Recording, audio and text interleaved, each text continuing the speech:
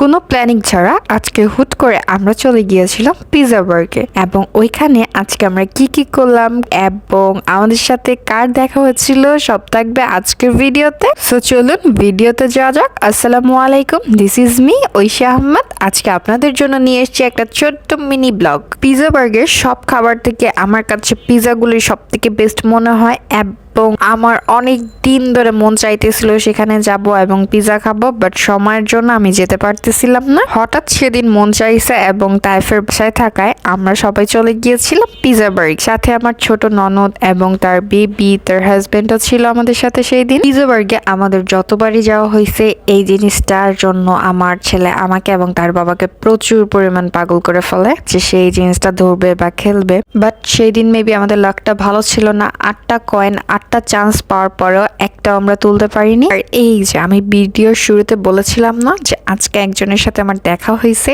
সেটা কি আপনারা চিনতে পারছেন যে এই আপুটা কে? যারা যারা চিনতে পারছেন তারা কিন্তু অবশ্যই কমেন্ট করে জানাবেন। এখানে আমরা বসে খাবার জন্য অপেক্ষা করতেছিলাম এবং তাইফের জন্য আজকে আমরা একটা স্পেশাল ফুড অর্ডার করেছি। এটা হচ্ছে পিৎজা বার্গের চিকেন ললিপপ, যেটা তাইফের আলহামদুলিল্লাহ অনেক পছন্দ হয়েছে। সে খাওয়ার পর একটা রিভিউ শেয়ার করছে। তাইফের চিকেন ললিপপের বক্স থেকে আমিও মনে হয় একটা টেস্ট করছিলাম, বেশ ভালোই লাগছে আমার কাছে। এখানে মোট 6 পিস ছিল এবং আমরা আমাদের জন্য নিয়েছিলাম দুই ফ্লেভারের পিৎজা। দুইটা ফ্লেভারের মধ্যে আমার কাছে সব থেকে ভালো লাগছে সসেস পিৎজাটাই। এবং সাথের এই পিৎজাটা কি ফ্লেভার বা কি নাম ছিল আমার এক্সাক্ট মনে নাই।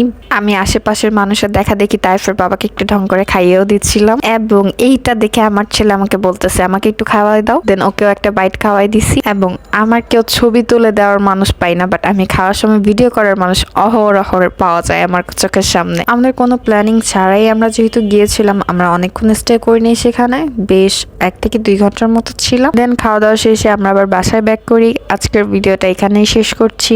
আসসালামু আলাইকুম, আল্লাহ হাফিজ। সবাই ভালো থাকবেন এবং আমাদের জন্য দোয়া করবেন। আমার ভিডিওগুলো ভালো লাগলে অবশ্যই একটা লাইক, কমেন্ট, শেয়ার করে দিবেন।